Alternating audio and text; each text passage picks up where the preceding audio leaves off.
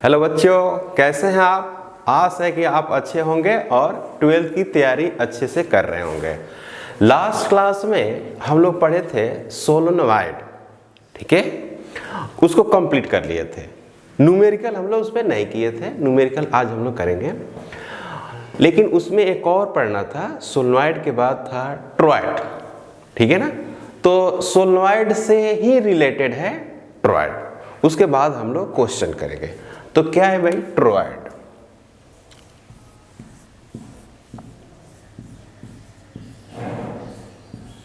Toroid है ना।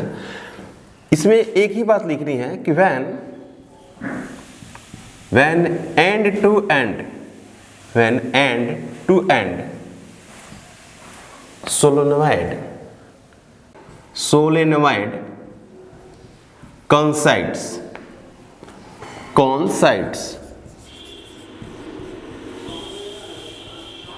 then toroid form.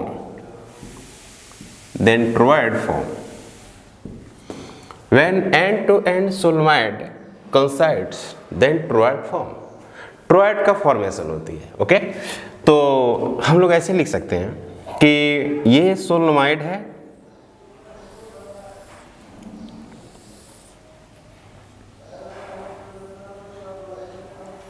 ये सोलेनोइड, इसमें हम लोग वायर को लपेट देते हैं।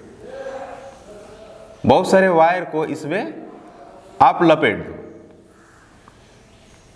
मेटल वायर को, और उसको यहां से आप तार एक सेल लगा दो। ऐसा हमने लास्ट क्लास में किया था। इस तरह से लास्ट क्लास में किया गया था, आपको पता होगा, लास्ट क्लास में बताई गई थी। तो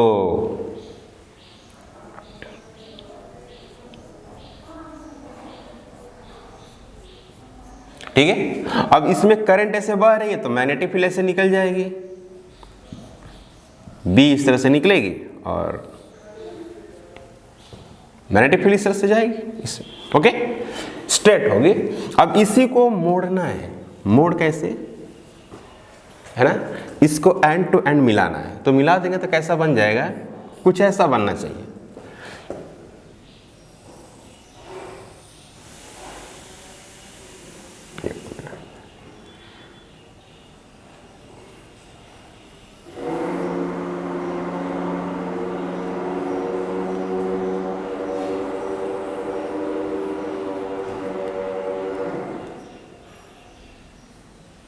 इस तरह से इसको मोड़ देना है और इसमें वायर को लपेटा हुआ नजर आना चाहिए। इस तरह से वायर लपेटा हुआ नजर होनी चाहिए इसमें, इस तरह से।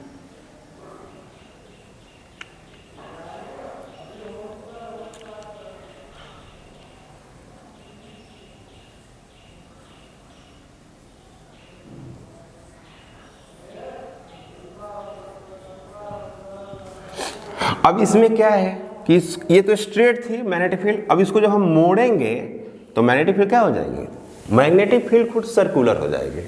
इसमें जैसे मान लो ये करंट है, सबको दैट, इसमें करंट इस तरह से, इतना पार्ट को देखें तो ऐसे ऐसे करंट बह रही है इस तरह से, इसमें लूप बन के, तो इसमें मैग्नेटिक फील्ड क्या होगी, इस पॉइंट पर इधर अलोंग द टेंजेंट, इस पॉइंट पर इधर अलोंग द टेंजेंट, इस पॉइंट पर इधर अलोंग द टेंजेंट।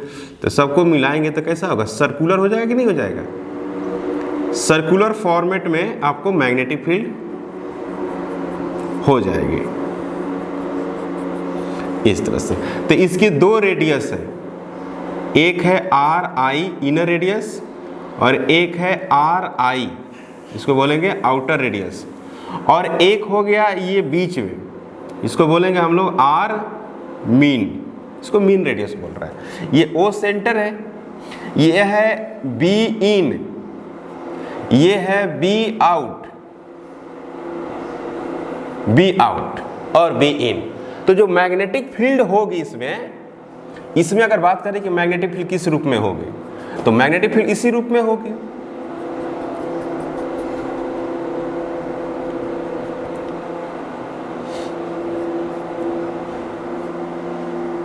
इस रूप में होगी और ये सेंटर से कितनी दूरी पर है, RM है ना।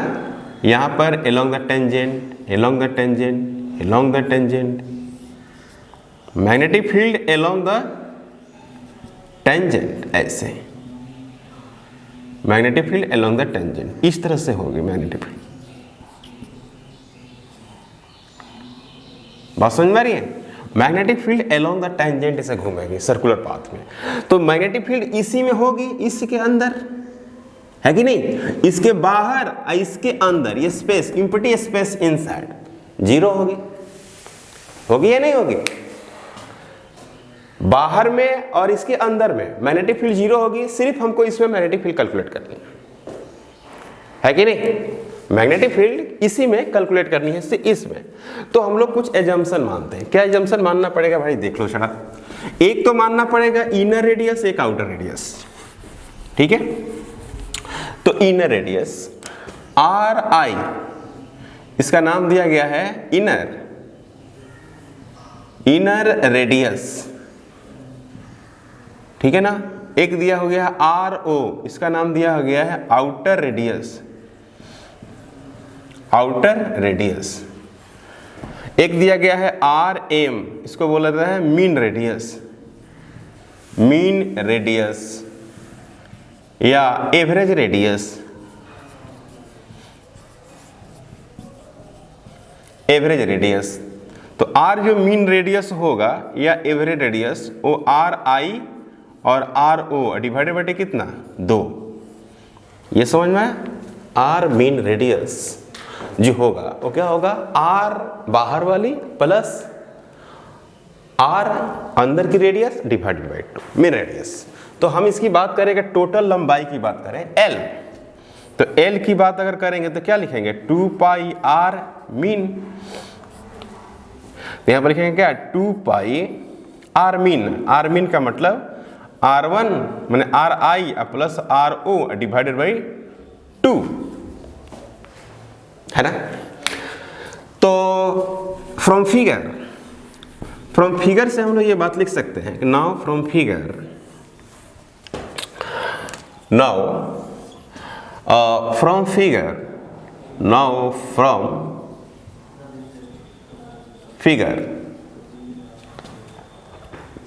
फिगर से हम लोग क्या लिख सकते हैं कि बी आउट क्या है, 0, बी इन मतलब सोलेनॉइड के अंदर नहीं, इन मतलब इम्प्टी में, इम का मतलब इम्प्टी स्पेस जो सराउंडेड था ना, जैसे घिरा हुआ था और उसके अंदर जो खाली जगह था उसकी बात कर रहा हूं, न कि टोरॉइड की बात कर रहा हूं। टोरॉइड का मतलब जो पाइप सा बना हुआ था उसकी बात नहीं हो रही है, जो अंदर में खाली जगह था, जैसे ये वाली, इसकी बात नहीं हो रही है, इसकी बात नहीं, इसकी बात हो रही है, ये वाली का, ये वाली पार्ट को इम्प्टी स्पेस, उसमें भी मैग्नेटिक फील्ड क्या होगी भाई, 0। तो हमको कैलकुलेट करना किसमें है, मैग्नेटिक फील्ड इनसाइड टोरॉइड।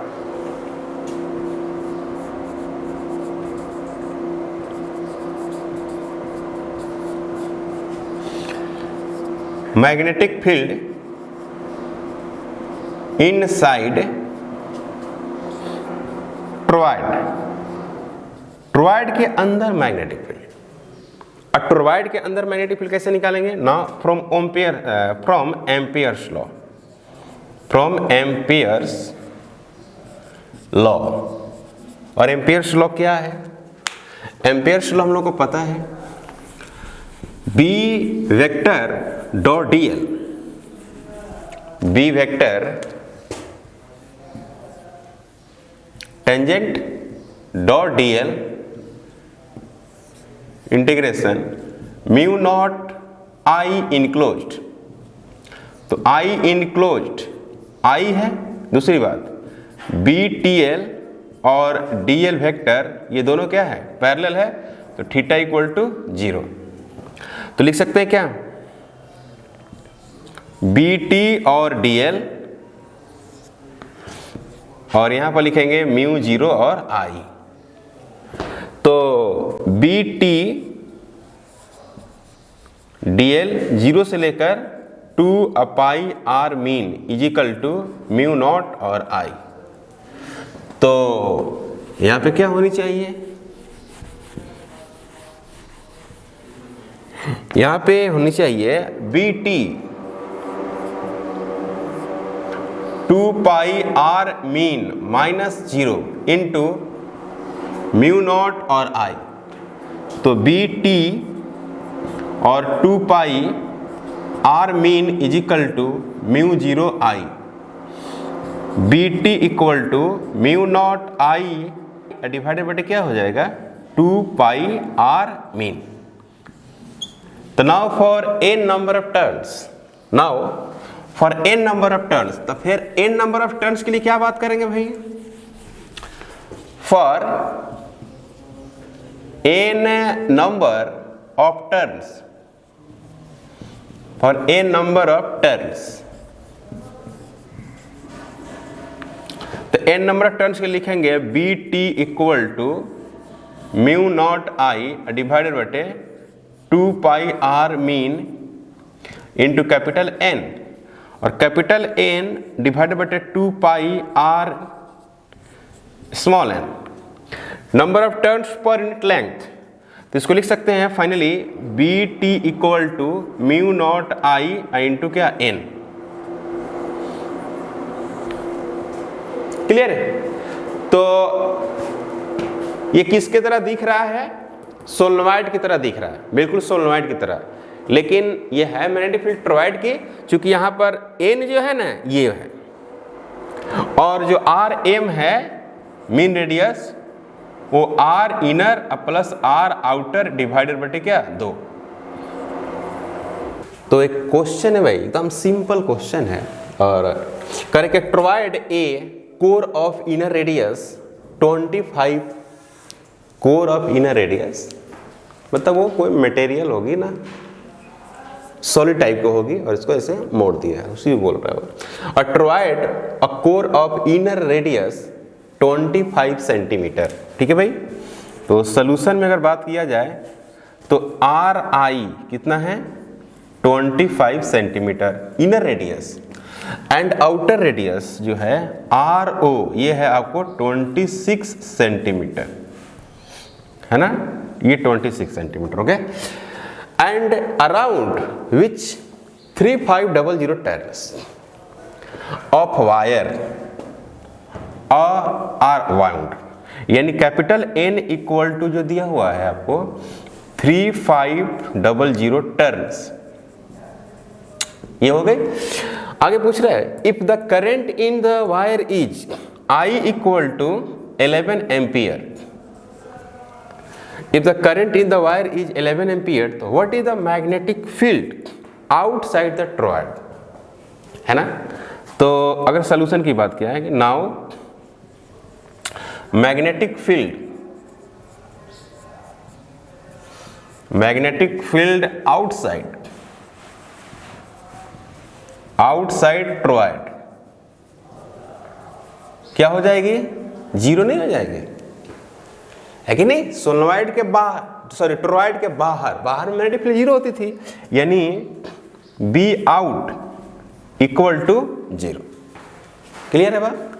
अब जो B में पूछा है, B में है inside core of the toroid, मतलब जो टोरॉइड की फार्मूला निकाली गई थी उससे बनी गई है।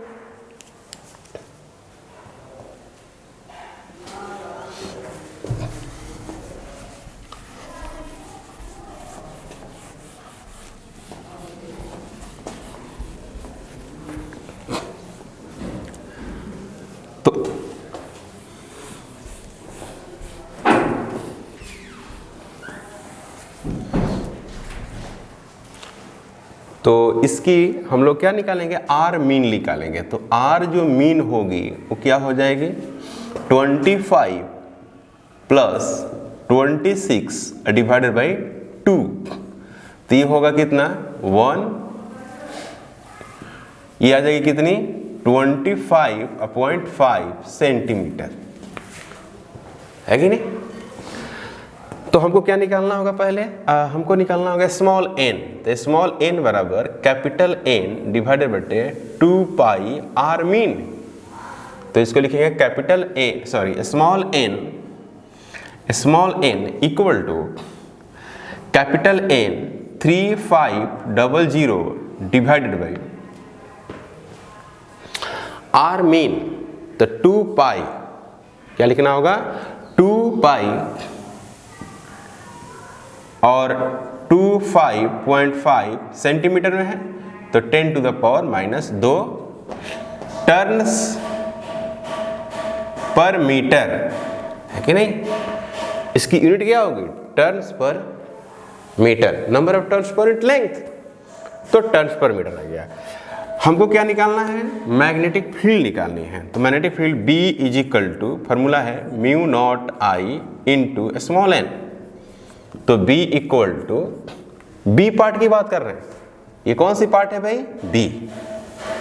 तो म्यू जीरो का मतलब हो गया 4 pi 10 to the power minus 7। Mu zero का value 4 pi 10 to the power minus 7 और I के वैल्यू 11 इंटू स्मॉल n 3500 और 2 pi 25.5 10 to the power minus 3 value. तो इसको हटा सकते हैं ना, 2 हट जाएगा।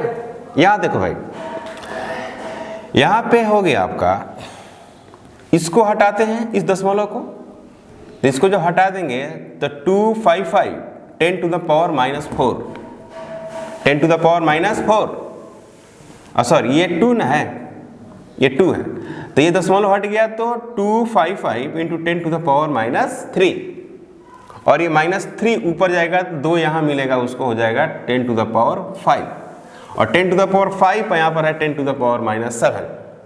मतलब कि पावर में जो आपको मिल रहा है वो 10 टू द पावर माइनस 2। तो आप यहाँ पर ऐसे लिख सकते हैं।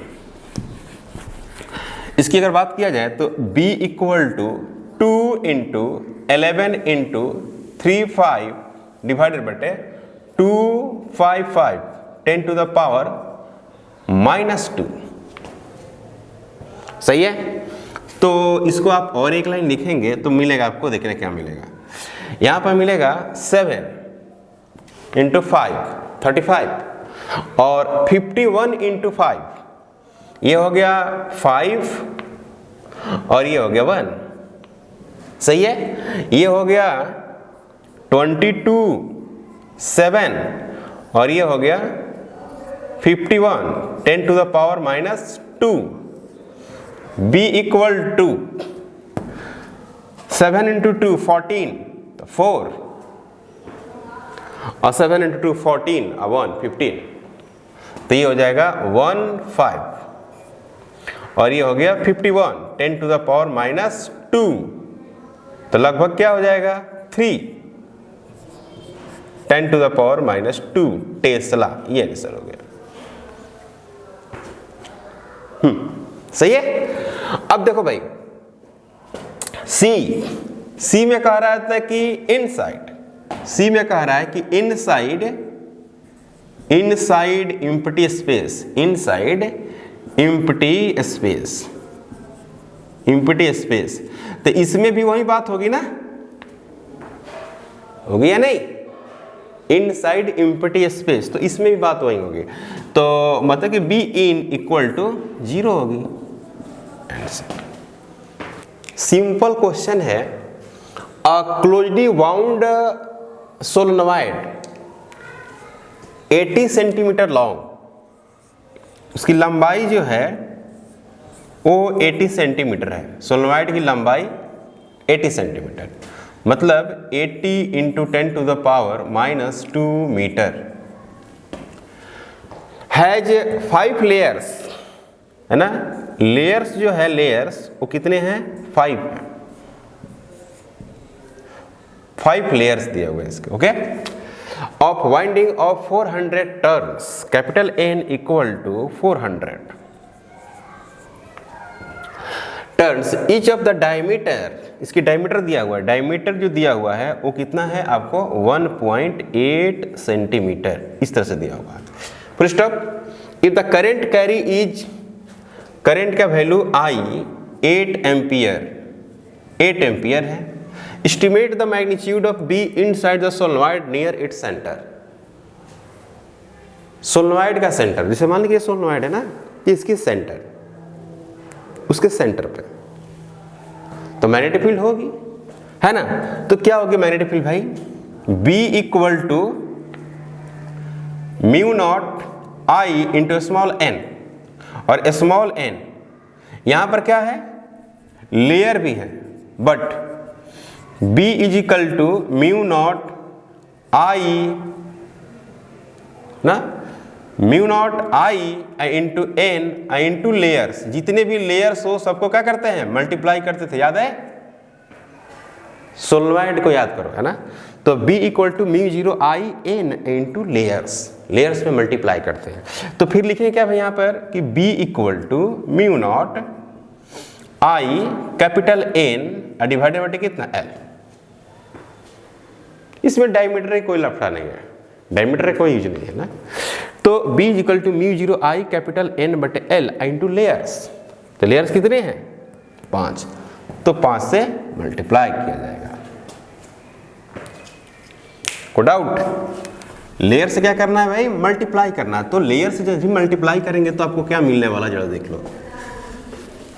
जैसे लेयर से मल्टीप्लाई करते हैं, तो लेयर से जब मल्टीप्लाई करेंगे तो वैल्यू 5 गुना बढ़ जाएगा, क्योंकि 5 लेयर्स है इसमें। तो म्यू 0 का वैल्यू लिखेंगे तो क्या मिलेगा आपको 4 pi 10 to the power -7, 4 pi into 10 to the power -7 mu 0 का वैल्यू है। उसके बाद आपको रखना है आई, तो आई का मान है 8,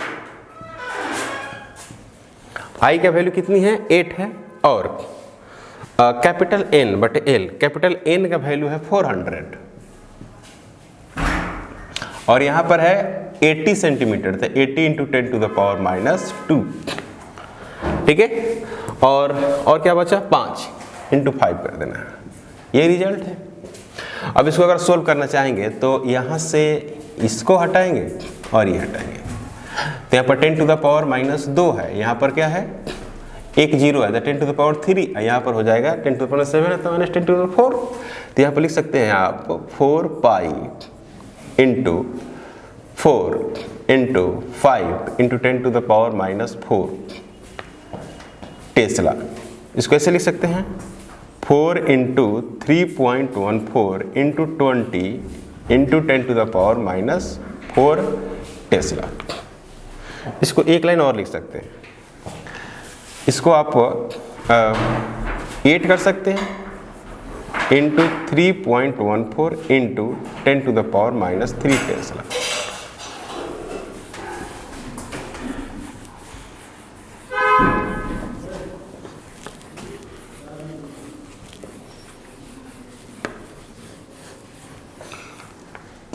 तो इसको बोलेंगे 8 इंटू 4 32, तो यहाँ पर होगा 2, और 8 इंटू 1 8 3 11 1, और 8 इंटू 3 24, और 1 25, और 2 दशमलव into 10 to the power -3 tesla. तो इसको लिख सकते हैं 2.5 लगभग इंटू 10 टू द पावर -3 2 एक दशमलव इधर 2 टेस्ला, ये आंसर हो गया, ठीक है।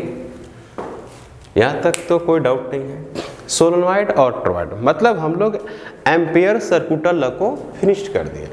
एक हम लोग बॉयड सेवर्ट लॉ को उधर फिनिश किए थे, यहाँ पर किए हैं एम्पियर सर्कुलर लॉ को।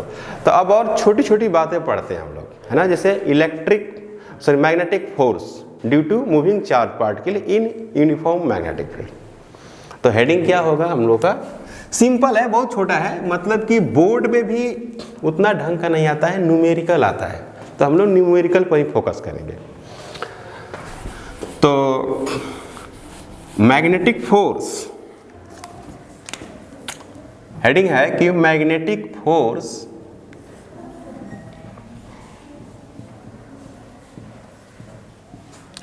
Magnetic force due to moving charge particle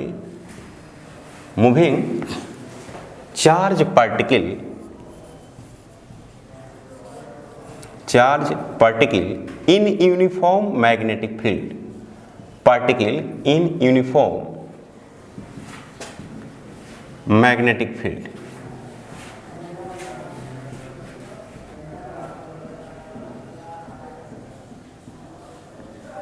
ठीक है, magnetic force due to moving charge particle in uniform magnetic field. तब मान लेते हैं, बहुत सिंपल है ना, न कि इसका कोई डेरिवेशन पूछता है, ऐसा कुछ है नहीं, है ना, बोर्ड में भी नहीं और जेईई मेन नीट में भी नहीं पूछता। बस इस पे कुछ सवाल बनाए जा सकते हैं, फार्मूला आएगा, सवाल बना सकते हैं, उनके डायरेक्शन वगैरह राइट हैंड थंब रूल से या स्क्रू लॉ से आप डिटरमाइन करके काम कर सकते हैं। ठीक है, तो हम मान लेते हैं कि जो बी है, बी वो है आपको uniform magnetic field, uniform magnetic field.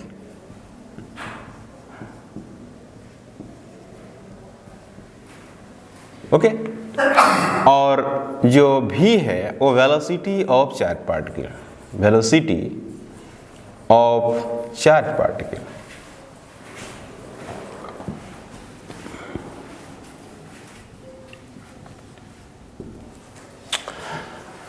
और m जो है मास है, चार्ज पार्टिकल का ही मास है। ठीक है, और q जो है वो चार्ज है, चार्ज ऑफ पार्टिकल, पार्टिकल का चार्ज है। ओके, इसे मान लीजिए कि इस तरह का है, इस तरह का यह है, आपको मैग्नेटिक फील्ड दे रखा है, इस तरह से यूनिफॉर्म है, और इसमें कोई चार्ज पार्टिकल को मोशन दिया जा रहा है। जैसे मान लीजिए कि ये हो गया चार्ज पार्टिकल का चलने का रास्ता। तो यहाँ पर अगर हम चार्ज पार्टिकल को बात करें यहाँ पर, तो उसकी वेलोसिटी कितनी होगी, इधर v होगी, नहीं इधर वेलोसिटी v होगी, और मैग्नेटिक फील्ड कितनी होगी, इधर b होगी। तो इसके बीच का एक एंगल ले लेते हैं, उसको क्या बोलते हैं, थीटा,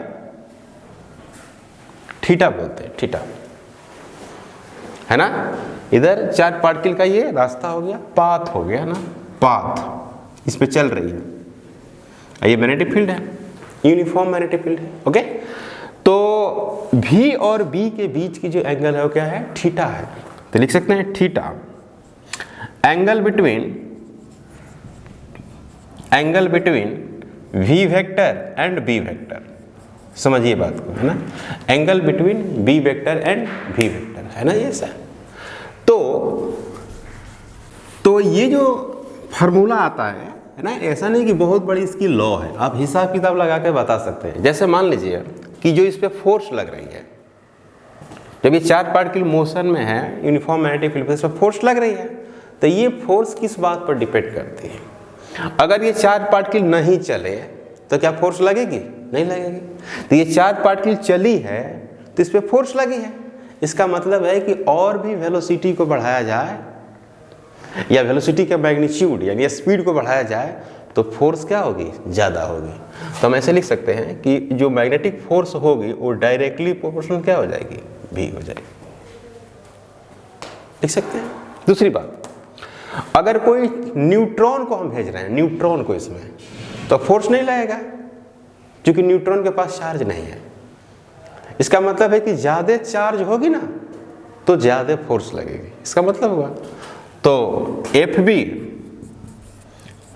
Q हो गया। अब क्या है, अगर मैग्नेटिक फील्ड ना हो, मैग्नेटिक फील्ड नहीं हो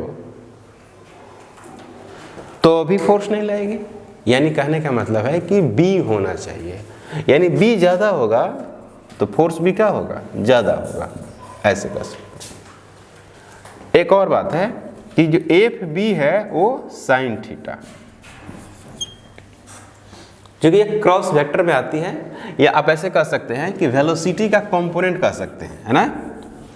जो फोर्स होगी, फोर्स जब क्रॉस प्रोडक्ट लेंगे उसमें जो मेन रिजल्ट आएगा उसमें जो वेलोसिटी होगी ना वो मैग्नेटिक फील्ड पर परपेंडिकुलर वाली होगी। मतलब कि इस वेलोसिटी के दो कंपोनेंट होगा, एक इधर होगा और एक इधर होगा, इधर होगा, तो ये वाली होगी, ये वाली कंपोनेंट, ये नहीं होगी, क्योंकि पैरेलल में है मैग्नेटिक फील्ड के पैरेलल। यहीं पे आप लिख सकते हैं, यहीं पर लिख सकते हैं लाइक दिस। अब फ्रॉम एबव बात करते हैं क्या, फ्रॉम एबव।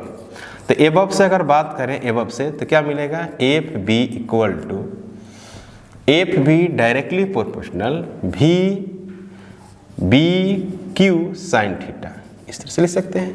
तो एफ जो बी होगा एक के आएगा और V B Q sine theta, इस तरह से बात आएगी या नहीं आएगी। तो आप ऐसे लिख सकते हैं, where k is any constant, where k is any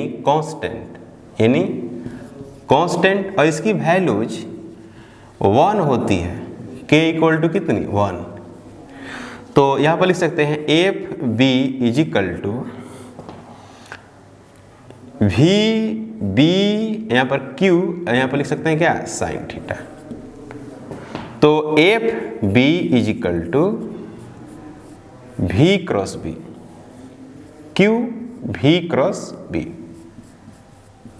ये क्रॉस में आ गया, क्योंकि वेक्टर है, फोर्स एक वेक्टर है, वेलोसिटी भी वेक्टर, मैग्नेटिक फील्ड भी वेक्टर है, तो दो वेक्टर का क्रॉस वेक्टर होती है और उसमें साइन थीटा शामिल होते हैं, या वेक्टर पढ़े होंगे। तो ये वेक्टर क्वांटिटी है, डायरेक्शन डिटरमाइन बाई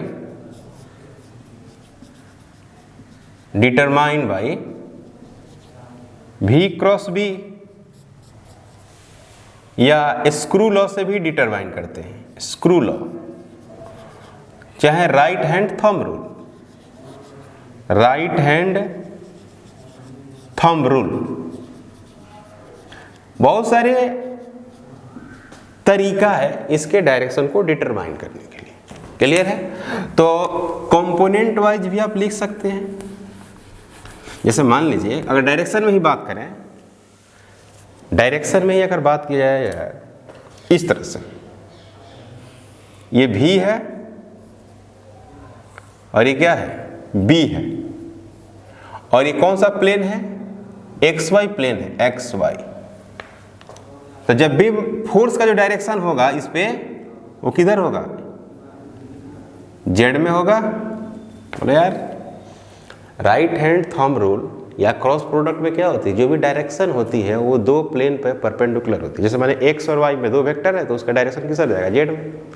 अगर जेड और एक्स में दो वेक्टर है तो उसका डायरेक्शन कहाँ जाएगा, वाई में। जो भी डायरेक्शन होती है राइट हैंड थंब रूल, अगर ये एक्स है ये वाई है तो जेड डायरेक्शन इधर हो जाएगी, पास में कि नहीं। तो यहाँ पर अगर हम एक्स वाई में मानते हैं वेलोसिटी और ये थीटा है, तो एंटी क्लॉकवाइज आ रही है ना, तो एफ बी किधर हो जाएगा, एफ बी बराबर लिखा जाएगा Q V B sine theta, और इसकी डायरेक्शन कहाँ दिया जाएगी, के का तरह। चूंकि वी और बी किधर है, एक्स वाई प्लेन में है, जिसका मैग्नेटिक फील्ड कहाँ आ जाएगी, बाहर की तरफ आएगी। उसी तरह से अगर इस तरह से हो, ये भी है और ये कौन है, बी है, और उल्टा घूमा रहा है, जैसे a cross b not equal to b cross a, तो भी क्रॉस बी अगर पॉजिटिव है तो बी क्रॉस भी क्या हो जाएगा, नेगेटिव हो जाएगा, है कि नहीं। तो सेम उसी तरह से अगर बात किया जाए थीटा, तो एफ जो बी होगी वो क्या बन जाएगी, Q V B sine theta और माइनस के कैप। सिंपल बात है, कोई इसमें कठिनाई वाली बात नहीं है, ये आप जानते भी हैं, इसको बहुत अच्छे से आप पढ़े हुए हैं। क्रॉस प्रोडक्ट वगैरह जो है, वेक्टर प्रोडक्ट आप जानते हैं, ये तो स्टार्टिंग है और बेसिक है, फिजिक्स का बेसिक चीज़ है। तो ये हो गया एफ बी बराबर दिस वैल्यूज। उसी तरह से आप कंपोनेंट वाइज भी वर्क कर सकते हैं। जैसे मान लीजिए कि अगर वेलोसिटी की बात किया जाए, है ना, velocity, now F is equal to Q V B और साइन थीटा है, ओके। अगर भी जो है भी वो पैरेलल हो जाए किसके, बी के, मतलब कि जिधर भी हो और उधरे बी हो तो कोई फोर्स नहीं लगेगी। समझ में आ रही बात। जैसे भी इधर है और बी भी क्या है, इधर है, ठीक है ना। तो एफ कितनी हो जाएगी इसमें, 0 हो जाएगी। जब एफ 0 हो जाएगी तो एक्सेलरेशन क्या हो जाएगी, 0 हो जाएगी। तो भी क्या हो जाएगी, कांस्टेंट हो जाएगी। समझ में आएगा। तो कांस्टेंट का मतलब होता है ना, इसकी डायरेक्शन नहीं चेंज कर रही है, उसकी मान भी सेम है। यानी कोई चार्ज पार्टिकल जब यूनिफॉर्म मैग्नेटिक फील्ड में चलती हो और उसके स्पीड और उसके डायरेक्शन, मतलब उसके मैग्नीट्यूड और उसके डायरेक्शन दोनों सेम हो तो उस पर कोई फोर्स नहीं लगेगा, उस चार्ज पार्टिकल पे कोई फोर्स नहीं लगेगा, इसका मतलब होगा। दूसरी बात ये होगी कि अगर भी जो है, हाँ इसी में एक और बात लिख सकते हैं, और भी vector anti parallel B vector, इस केस में भी वही बात होगी। यहाँ पर थीटा बराबर 0 डिग्री है और यहाँ पर थीटा बराबर 180 डिग्री है। अगर मैथ के हिसाब से देखते हैं तो थीटा बराबर 180 रखेंगे फिर भी 0, और थीटा बराबर 0 रखें फिर भी 0, है ना, है कि नहीं। तो भी कांस्टेंट। अब यहाँ पर है कि भी जो है परपेंडिकुलर हो किसके, बी के। तो यहाँ पर थीटा इक्वल टू कितना हो जाएगा, 90 डिग्री। तो एफ जो होगा वो मैक्सिमम होगा, है कि नहीं। भी जो है वो परपेंडिकुलर हो किसके, बी के। तो फोर्स क्या होगा, मैक्सिमम वैल्यूज मिलेगी, फोर्स का मैक्सिमम मान मिलेगा। Okay, V perpendicular B, theta equal to 90 degree, force maximum हो गई। तो आप ऐसे लिख सकते हैं कि F is equal to Q V B और साइन कितने 90। तो F इक्वल टू क्यू भी और B, B equal to F, है ना, और बटे Q into V, newton coulomb metre पर second, newton second coulomb metre, है ना। इसको हम लोग टेस्ला नाम देते हैं, इसका नाम है टेस्ला, है कि ना। और इसका सिंबल कैपिटल T है ना। तो मैग्नेटिक फील्ड की जो यूनिट हुई ना वो टेस्ला हुई, ठीक है भाई, टेस्ला। तो B की जो यूनिट हुई एक हो गई टेस्ला, T सिंबल है, और एक हो गई गॉस, गॉस भी यूनिट है इसकी, गॉस, है ना जी। ये है CGS यूनिट कह सकते हैं, CGS यूनिट है, और वो है SI यूनिट, ज़्यादातर इसको यूज करते हैं। तो एक gauss 1 gauss is equal to 10 to the power -4 tesla होती है। समझ में आया बात, sorry, 10 to the power -4 tesla, एक गॉस में 10 टू द पावर -4 टेस्ला होती है। Gauss smallest unit, CGS unit छोटी सी यूनिट, जैसे मीटर और सेंटीमीटर। तो ये हुई बेसिक बात। लेकिन जो सवाल आता है कुछ ऐसे आता है, कंपोनेंट वाइज करके आता है। तो ऐसे लिखते हैं, magnetic force in component and vector form, इस तरह से लिखते हैं। इसी में magnetic force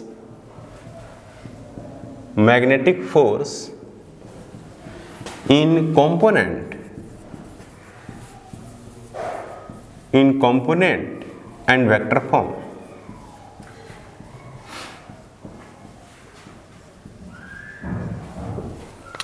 magnetic force in component and vector form. तो कंपोनेंट और वेक्टर फॉर्म में देखा है तो इस तरह से लिखते हैं, V equal to V X I cap plus V Y J cap plus V Z K cap. उसी तरह से अगर लिखते हैं B vector is equal to B X I cap plus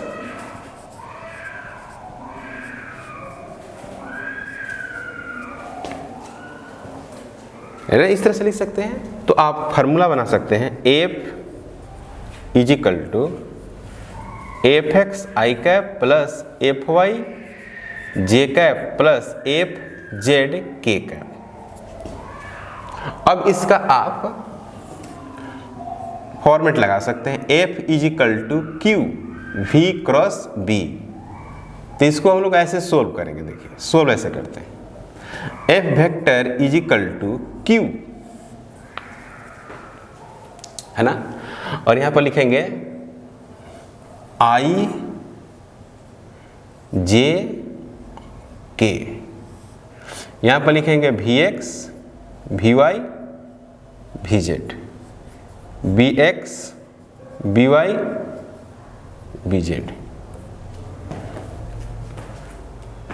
लिखेंगे। तो अब इसको सोल्व अगर करना चाहें तो ऐसे सोल्व कर सकते हैं। अगर आप सोल्व करने की बात करें तो इस तरह से करेंगे। अगर इसको सोल्व करने के हो तो ऐसे कर सकते हैं। एफ वेक्टर क्यू सोल्व करने का जो तरीका है कुछ ऐसा है, आई और इसको इसे मल्टीप्लाई करते हैं तो यहाँ पर मिलता है Vy और Bz माइनस Vz और By, फिर माइनस J, तो इसको लिखते हैं Vx Bz minus Vx Bz minus Bx Vz, Bx और Vz ऐसे, प्लस फिर क्या लिखते हैं K, तो K में क्या हो जाएगा Vx By Vx By minus Vy Bx Vy Bx, ठीक है ऐसे, ठीक। और इसी को ऐसे लिख सकते हैं, देखिए fx, तो x वाला ये x वाला है ना, तो fx i कैप इसमें आएगा ना, इसमें क्या आएगा fx i cap plus fy j cap plus fz k cap, तो fx वाला i से माने fx i वाला i से, fy j वाला j से और fz k वाला k से, सही है। तो i तो इसको लिखेंगे क्या Vy, ध्यान दीजिएगा Vy Bz minus Vz By, यहाँ पर Q और यहाँ पर I, तो ये हट जाएगा और यही बच जाएगा fx equal to Q Vy Bz minus Vz By, है ना। तो क्या देखने को मिल रहा है, यहाँ से हम लोग कैसे लिख सकते हैं आगे चलकर, आगे इसको ऐसे हम लोग कैसे बना सकते हैं, इसको इसी को हम लोग इस तरह से सोल्व कर सकते हैं। सिमिलरली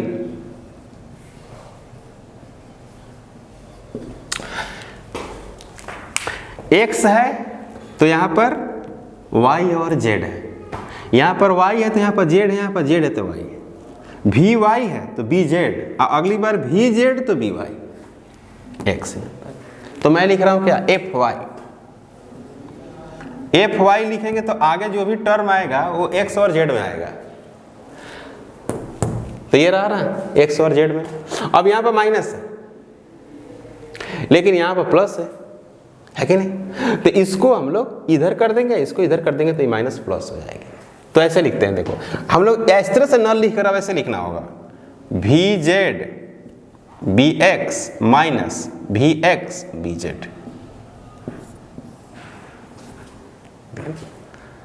उसी तरह से अगर Fz लिखना है तो कैसे लिखेंगे Fz Vx By Vx By Vx By minus Vy और Bx,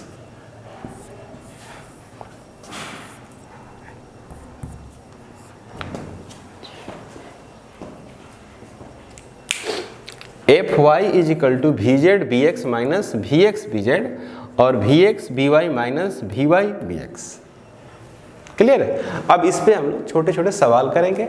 अगर आपको कह दे एक्सेलरेशन कैलकुलेट करने के लिए, अगर बात करें क्या एक्सेलरेशन कैलकुलेट, चार पार्टिकल का एक्सेलरेशन, तो आपको क्या निकालना होगा F Q V B, maximum के लिए मैंने बात किया तो इसको लिखेंगे क्या ऐसे, क्योंकि उस पर जो मैग्नेटिक फोर्स लगा हुआ है उस चार पार्टिकल में मास तो होगी, मास तो होगी, तो जब मास होगी तो हमने ऐसा फोर्स लगाया। यहाँ पर लिख सकते हैं क्या Q V और B, तो एक्सेलरेशन इक्वल टू जो आएगी वो आएगी Q V B डिवाइडेड बटे M। और इसके अंदर सारे सवाल आ जाएंगे, लगभग सवाल हम लोग इसको सोल्व कर सकते हैं। तो एक छोटा सा सवाल सोल्व करते हैं। सवाल क्या है जरा देखिए।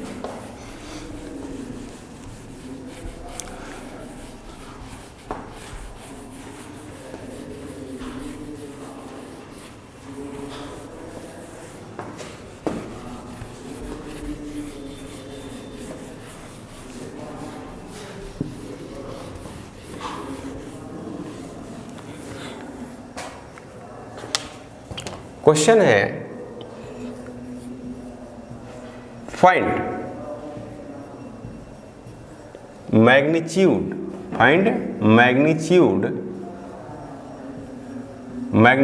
And direction.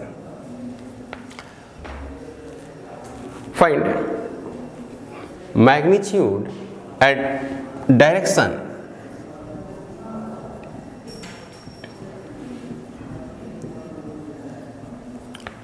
Of force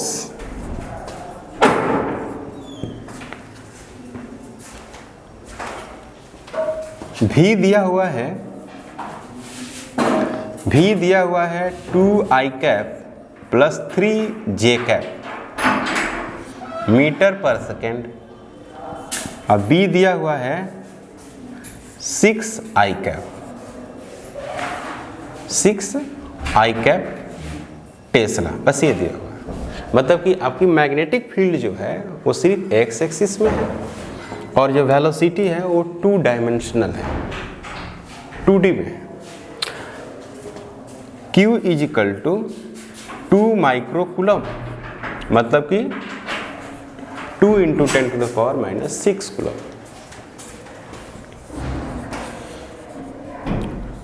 solution, तो Q is equal to 2 microcoulomb, मतलब कि 2 × 10⁻⁻�6 कूलम। और जो V वेक्टर है वो क्या है 2i प्लस 3j और मीटर पर सेकेंड। और B जो है आपको B 6i कैप और टेस्ला। तो आप लिख सकते हैं इस तरह से FB Q V cross B, V cross B। तो F जो B है, Q को भी साइड करते हैं, V को पुट करते हैं, 2i प्लस 3j और क्रॉस 6i, इस तरह से लिख सकते हैं।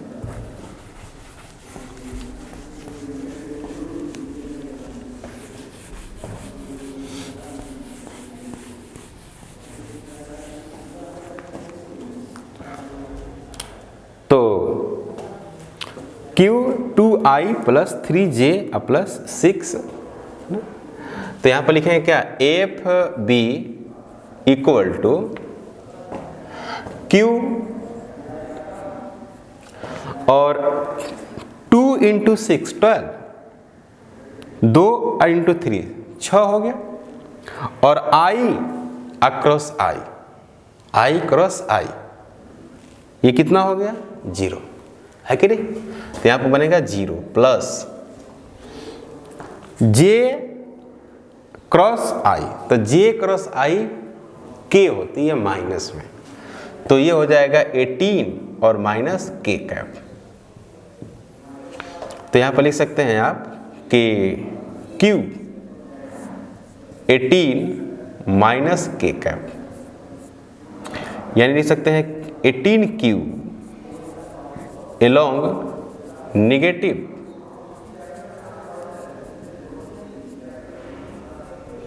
z axis. Q का वैल्यू 2 × 10⁻⁻6 × 18 न्यूटन क्रॉस का मतलब अंदर की तरफ, बोर्ड के अंदर। अब बोर्ड किस में है XY प्लेन में है, तो बोर्ड की सतह किस पे हो गई Z पे हो गई, तो अंदर हो सकते हैं नहीं तो बाहर। तो माइनस आया है तो क्रॉस लगा दिए, क्योंकि अंदर में फील्ड है, फोर्स है। तो F B equal to 3.6 into 10 to the power -5 tesla, sorry newton और क्रॉस, यही आंसर हो गया।